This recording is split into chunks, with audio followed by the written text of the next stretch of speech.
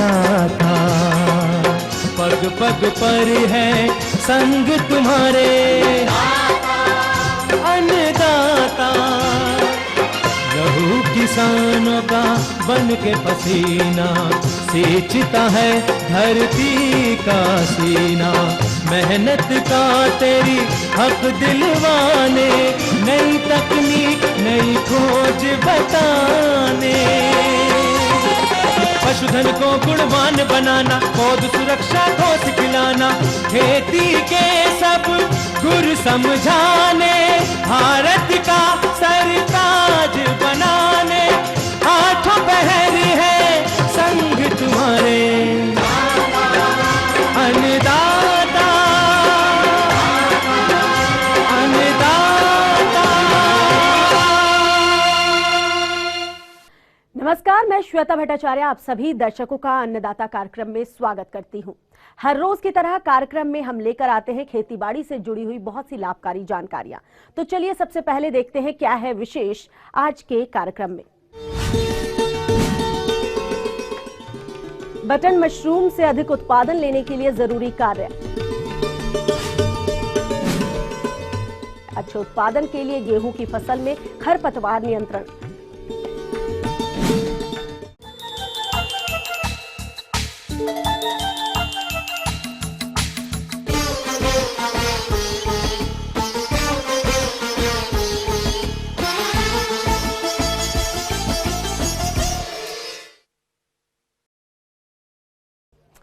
किसान भाइयों, गेहूं की फसल में विभिन्न खरपतवारों के कारण उपज में भारी कमी होती है, क्योंकि खरपतवार फसल से पोषक तत्वों के लिए प्रतिस्पर्धा करते रहते हैं। तो किसान भाइयों, गेहूं की फसल से अच्छी उपज प्राप्त करने के लिए आप इन खरपतवारों का नियंत्रण कैसे करें, इसकी जानकारी दे रहे हैं कृषि वैज्ञानिक डॉक्टर डी.के. जैन। किसान भाइयों, गेहूं की फसल में अभी खरपतवारों का प्रकोप चालू हो गया है। जहां खरपतवार आप देखेंगे कि खरपतवारों से कम 30% से ज़्यादा तक का नुकसान होता है। और जहाँ पे मुख्य रूप से गेहूं में दो तरह के खरपतवार पाए जाते हैं। एक तो चौड़ी पत्ती वाले खरपतवार होते हैं और एक सकड़ी पत्ती वाले खरपतवार होते हैं। चौड़ी पत्ती वाले खरपतवारों में मुख्य रूप से किसान भाइयों है बथुआ है, खरबथुआ है, कृष्णनील है, हिरनखुरी है, सत्यानाशी है, पीली सेंजी है, जंगली मटर है, जंगली गाजर है। ये मुख्य रूप से चौड़ी पत्ती वाले खरपतवार हैं। और सकड़ी पत्ती वाले खरपतवारों की अगर अपन बात करें तो मुख्य रूप से मोथा है, दुबघास है, फेलेरिस माइनर या जिसको गेहूं का मामा कहते हैं या वो है, और उसके अलावा जंगली जई है। ये सकड़ी पत्ती वाले खरपतवार हैं। इनके नियंत्रण के लिए किसान भाइयों, जो चौड़ी पत्ती वाले जो आपको बताए हैं, उनके नियंत्रण के लिए किसान भाई में 2,4-D जो खरपतवार नाशी आता है उसको हमें 40 ग्राम प्रति 15 लीटर पानी के हिसाब से छिटकना चाहिए। या मेट सल्फ्यूरॉन मिथाइल, इसको हमें 1 ग्राम प्रति 15 लीटर के हिसाब से छिटकना चाहिए। या मेट सल्फ्यूरॉन मिथाइल को आप 30 ग्राम प्रति हेक्टेयर के हिसाब से भी अपन छिड़काव कर सकते हैं। इसके अलावा सकड़ी पत्ती वाले खरपतवारों के लिए आइसोप्रोटूरान खरपतवार नाशी आता है, इसको हमें 1.33 किलोग्राम प्रति हेक्टेयर के हिसाब से छिड़कना चाहिए। जो भी खरपतवार नाशी किसान भाइयों छिड़काव कर रहे हैं, हमें छिड़काव करना है जब गेहूं की फसल 25 से 35 दिन की अवस्था वाली हो जाती है। और उस वक्त छिड़काव करना है जब आप पहली पिलाई दे दें और उसके बाद जब आपके पैर खेत में ठहरने लगे हैं, उस वक्त हमें इसका खरपतवार नाशी दवाइयों का छिड़काव करना है। खरपतवार नाशी दवाइयों के छिड़काव के समय ये जरूर ध्यान रखना खेत के अंदर पर्याप्त नमी होनी चाहिए। जहाँ किसान भाइयों दोनों की समस्या है, चौड़ी पत्ती वाले खरपतवार भी हैं और सकड़ी पत्ती वाले खरपतवार भी जो आपको बताए हैं वो हैं, तो उस अवस्था में हमें क्लोडिनाफाफ 400 ग्राम प्रति हेक्टर तथा आइसोप्रोटूरान 1.33 किलोग्राम प्रति हेक्टर दोनों को मिलाकर हमें छिटकना चाहिए। और छिटकाव का खरपतवार नाशी छिटकाव के समय ये जरूर ध्यान रखना चाहिए किसान भाइयों की खेत में पर्याप्त नमी होनी चाहिए। खरपतवार नाशी छिटकाव हमें जब खरपतवारों की 3 से 4 पत्ती हो जाए उसके बाद हमें छिटकना चाहिए। मतलब 25 से 35 दिन के जब गेहूं की फसल हो जाए उस समय हमें खरपतवार नाशी दवाइयों का काम में लेना चाहिए। खेत में ये जरूर ध्यान रखें पर्याप्त नमी जरूर होनी चाहिए। खरपतवार नाशी का किसान भाइयों जब प्रयोग कर रहे हैं, खरपतवार नाशी को हमें यूरिया है या बालू मिट्टी है या रेत के साथ मिलाकर कभी उसका छिड़काव नहीं करना चाहिए। एक चीज़ और खरपतवार नाशी को छिड़काव करते समय ये जरूर ध्यान रखनी चाहिए कि जब आप सवेरे छिड़काव कर रहे हैं तो जो फसल है उसके ऊपर ओस की बूंदें पूर्णतः सूख जाए, उसके बाद हमें छिड़काव करना चाहिए। जो दिशा निर्देश खरपतवार नाशी के छिड़काव के लिए दिए गए हैं दवा के ऊपर जो लिखे गए हैं उनको पूरे तरीके से अच्छी तरह पढ़ के हमें करना चाहिए।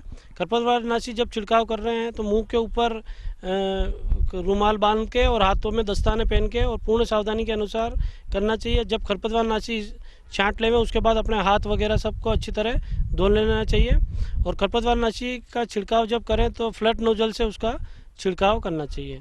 इस तरह किसान भाइयों खरपतवारनाशी का छिड़काव गेहूं में जब आप 25 से 35 दिन की अवस्था पे करेंगे तो निश्चित तौर से आपके पैदावार में भी बढ़ोतरी होगी और आमदनी में भी वृद्धि होगी। ये थे कुछ उपयोगी जानकारियां। अब लेते हैं एक छोटा सा ब्रेक, जल्द लौटेंगे और कार्यक्रम में आगे है महत्वपूर्ण जानकारियां। बने रहिए हमारे साथ। बटन मशरूम से अधिक उत्पादन लेने के लिए जरूरी कार्य।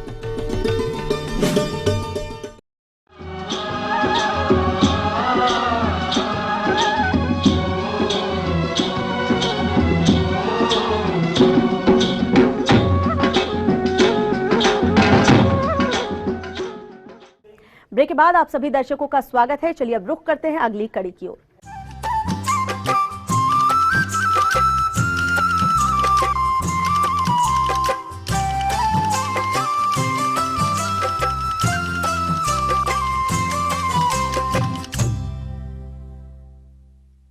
हमारे प्रदेश के जो किसान भाई बटन मशरूम का उत्पादन कर रहे हैं वो इसकी अधिक और अच्छी पैदावार लेने के लिए इस समय कौन कौन से प्रबंधन कार्यों को अपनाएं, इस विषय पर जानकारी दे रहे हैं राजेंद्र कृषि विश्वविद्यालय पूसा समस्तीपुर के एक कृषि वैज्ञानिक डॉक्टर दयाराम। देखें किसान भाई, जो लोग बटन मशरूम लगा चुके हैं तो उसमें क्या है कि और केसिंग कर दिए हैं, तो उचित नमी बनाए रखने के लिए आपको दिन में 2 बार पानी का छिड़काव करना है। पानी इतना देना है केसिंग में कि अगर एक अंगुली और अंगूठे से उसको दबाइएगा तो पानी नीचे नहीं गिरना चाहिए बल्कि अंगुली में लग जाना चाहिए। दूसरी बात है कि इसे स्वच्छ हवा की जरूरत पड़ती है, तो सूर्योदय के पहले आप अपने क्रॉप हाउस का दरवाजा खोल दें। अगर झोपड़ी में है तो भी उसको सूर्य के निकलने के पहले आधा घंटा से 1 घंटा इसको ताजी हवा की जरूरत पड़ती है। दूसरा, अगर आप पक्का मकान में हैं तो उसको 5 बजे से 6 बजे तक 1 घंटे खिड़की दरवाजा थोड़ा सा खोल देने ताकि फ्रेश एयर आ जाए। दूसरी चीज है कि अभी तापक्रम जो है बहुत ही रोम के अंतर्गत काफी अच्छा है। अधिकतम तापक्रम जो है वह 22 डिग्री है और न्यूनतम 17 डिग्री है, तो निश्चित रूप से यह तापक्रम काफ़ी उसके लिए उचित है, क्योंकि दिन का तापक्रम 22 पहुंच रहा है। लेकिन आने वाले समय में जैसा देखा जा रहा है तापक्रम काफ़ी कम होगा। यह इस बटन मशरूम के लिए 15 से लेकर के 20 डिग्री तापक्रम सुटेबल होता है। किसी भी 15 भी हो, 16, 17, 18 कोई भी पर है तो ठीक है। परंतु ध्यान रहे कि अगर 15 से नीचे तापक्रम जाएगा तो आपका फसल प्रभावित होगा, अथवा 20 से ऊपर जाएगा तो भी फसल प्रभावित होगा। तो इस समय किसान भाई आपको सावधानी करने की जरूरत है। दूसरी बात, फसल गृह की साफ सफाई अच्छे ढंग से करनी चाहिए ताकि इसमें किसी भी तरह का कीड़े, इस समय बटन मशरूम में काफी कीड़े आ रहे हैं, तो उसके लिए जमीन पर फर्श पर क्लोरपाइरिफास नाम की दवा अथवा अन्य जो कीटनाशी उपलब्ध है उसको कमरे में चारों तरफ से उसको स्प्रे छिड़काव करें। परंतु ध्यान रखें कि फसल पर कोई भी दवा का छिड़काव न करें, अथवा अगर करते हैं तो उससे क्षति होने की संभावना है। दूसरी बात यह है कि मशरूम जो तोड़ें किसान भाई, तोड़ने के पश्चात उसे घुमा करके खोलें, पहले दाईं तरफ फिर बाईं तरफ घुमा के उसे उठाएं ताकि वहां पर क्षति कम हो, और केसिंग से उसको ढक दें। तत्पश्चात पानी जो है उस पर छिड़काव करें। सदैव ध्यान रखें किसान भाई, सूर्योदय के पहले फसल को तोड़ें, उसके पश्चात ही पानी दें, अन्यथा पानी देने के बाद अगर तोड़ते हैं तो फसल को क्षति होने का संभावना रहता है। जो लोग अभी लेट में फसल लगाए हैं उनके लिए भी है कि वो प्रॉपर उसमें सही नमी बनाए रखें। बटन मशरूम तोड़ें तो सावधानी से, ताकि खाद से वो गंदा ना हो। अगर उसको धोते हैं, उसका जड़ काट करके धोते हैं, तो धोने के पश्चात आप पतला कागज पे फैला दें, नीचे जाली रखें। जब सूख जाए तब उसे 200 ग्राम के मात्रा पैकेट बना करके बाजार में भेजें। आगे और भी है कुछ रोचक जानकारियां, पर यहाँ पर रुकेंगे एक और कमर्शियल ब्रेक के लिए। जल्द हाजिर होते हैं। अच्छे विकास के लिए प्याज की रोपाई और रोपाई के बाद किए जाने वाले जरूरी प्रबंध।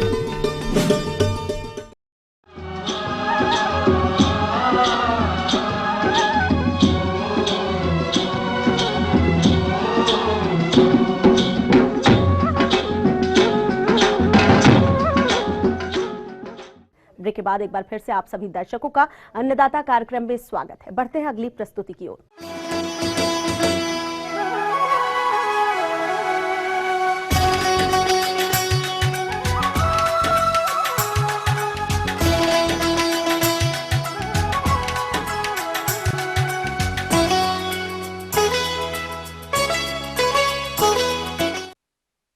किसान भाइयों, प्याज की फसल से अच्छा उत्पादन लेने के लिए जरूरी है कि इसकी रोपाई करते वक्त और रोपाई के बाद के प्रबंधन कार्यों को वैज्ञानिक ढंग से किया जाए, ताकि इस फसल की बढ़वार अच्छी तरह से हो पाए।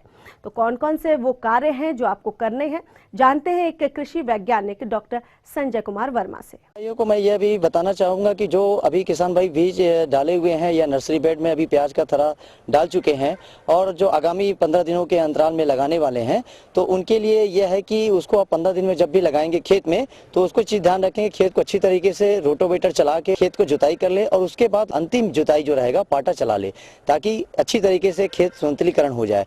उसके बाद शाम के समय में जो अपना प्याज का थरा है उसको खेत में लगाए। लगाने से पहले उसका उपचार जरूर करें, जड़ का उपचार। जड़ का उपचार करने के लिए जो फफूंदनाशक दवा जो आती है, जो कि बाजार में भी उपलब्ध होती है, आप जानते हैं, जैसे बाविस्टिन है या डाइथेन 45 है, उसको कम से कम 2 ग्राम 1 लीटर पानी में घोलकर और उसको डुबो के रखे, या जैविक फफूंदनाशक दवा जो आते हैं उसको 5 ग्राम 1 लीटर पानी में घोलकर जो आपका प्याज का थरा है उसमें कम से कम 15 से 20 मिनट तक डुबो कर रखे और उसके बाद सीधा खेत में लगाए।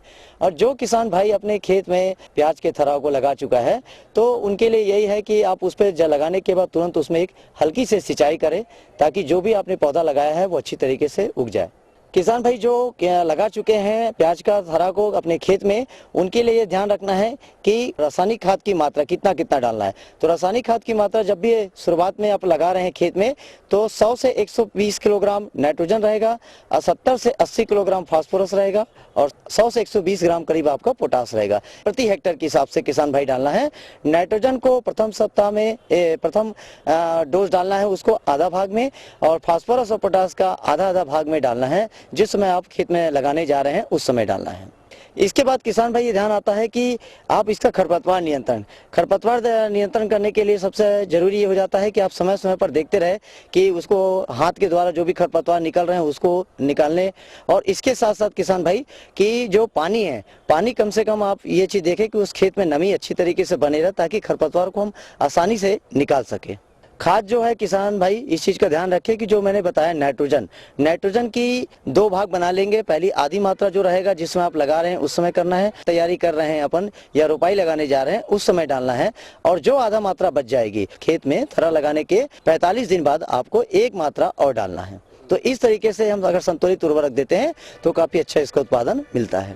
इसके साथ साथ किसान भाई जल प्रबंधन का विशेष ध्यान रखना है कि आपको कम से कम प्याज का जो पूरा जीवन चक्र होता है उसमें कम से कम 6 से 8 सिंचाई की आवश्यकता पड़ती है।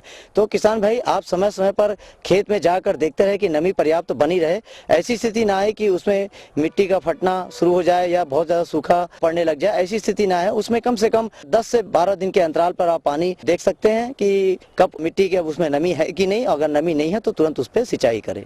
इसके साथ साथ किसान भाई आप देखेंगे इसमें बीमारी भी बहुत ज्यादा आती नहीं है। जो आती है उसमें एक आपका पाउडरी मिल्ड्यू का थोड़ा सा अटैक होता है, उसको भी सल्फर से उसका नियंत्रण किया जा सकता है। कम से कम 2 ग्राम प्रति लीटर अगर दवाई का छिड़काव करते हैं तो उससे नियंत्रित किया जा सकता है। एक पर्पल ब्लास्ट भी इसमें आता है, किसान भाई को मैं बताना चाहूंगा, पत्तियों में दिखता है।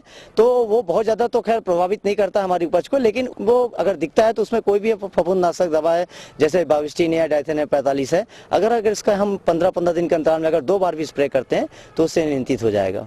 प्याज का जो अवधि है ये कम से कम 5 से 6 महीने का रहता है, लेकिन अगर हमारे किसान भाई जो अक्टूबर में लगाते हैं तो वो 5 से 6 महीने मतलब फरवरी मार्च तक भी निकाल सकते हैं। जो किसान भाई अभी लेट हो चुके हैं वो मार्च अप्रैल में भी निकाल सकते हैं। इस तरीके से अगर आप देखें तो प्याज को हम कभी भी निकाल कर मतलब बाजार में ले जाके उसको अच्छी आमदनी ले सकते हैं।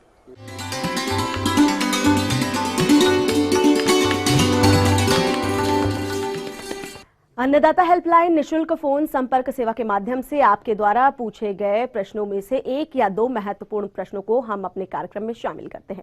इसी के तहत आज का चयनित प्रश्न और उसका जवाब इस प्रकार है। अन्नदाता निशुल्क फोन संपर्क सेवा के माध्यम से कार्यक्रम में आज हमने जिस प्रश्न को शामिल किया है उसे पूछा है जिला पटना की कृषिका अहिल्या देवी ने। यह सब्जी वर्गीय फसलों की रोपाई हेतु रोपाई यंत्र के बारे में जानकारी चाहती हैं। तो अहिल्या देवी जी, आपकी जानकारी हेतु प्रस्तुत है कार्यक्रम का यह अंश।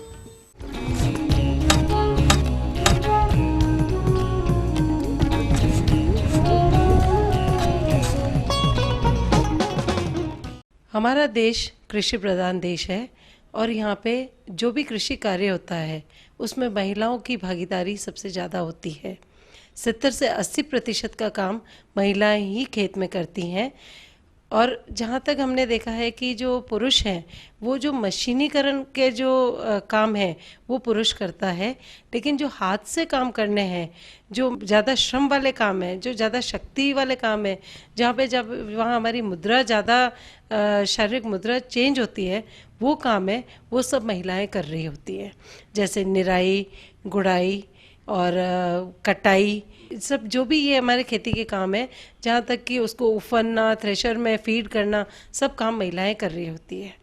इससे महिलाओं की जो शक्ति और समय जाता है वो हम गिनती में नहीं ला सकते, पर काम बहुत ज़्यादा होता है। इसी क्रम में हमने अभी जो आपके सामने प्रायोगिक तरीके से पेश कर रहे हैं वो है सब्जी का पौधरोपण यंत्र।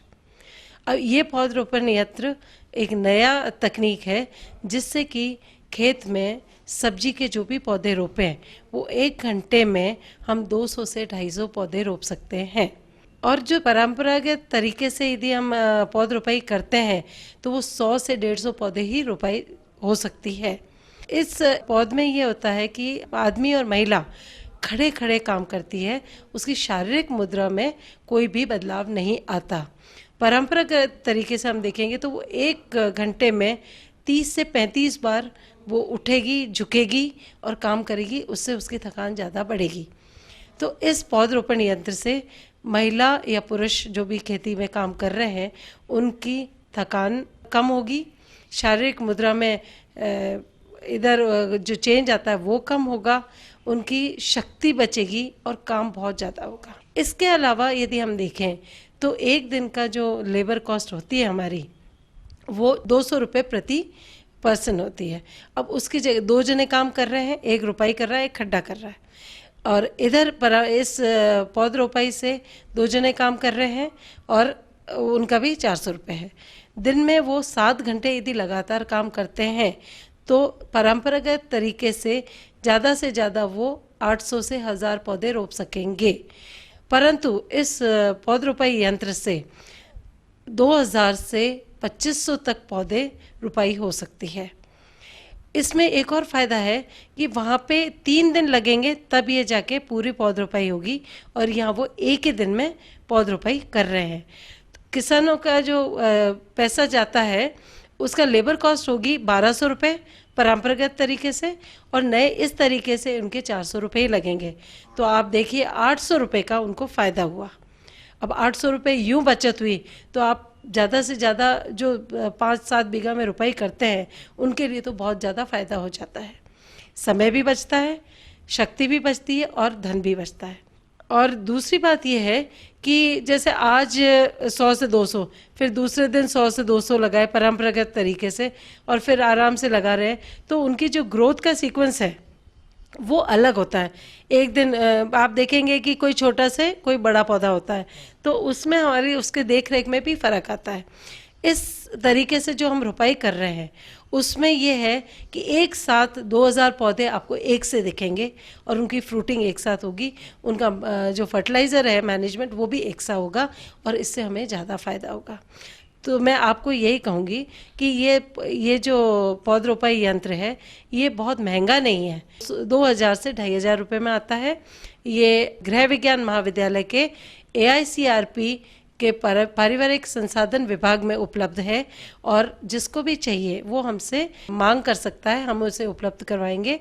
और बहुत सरल तरीके से इससे पौध रोपाई होती है और एक सी पौध रोपाई होती है और इससे ये है कि आप आराम से इससे काम करके अपने श्रम और शक्ति की बचत कर सकते हैं।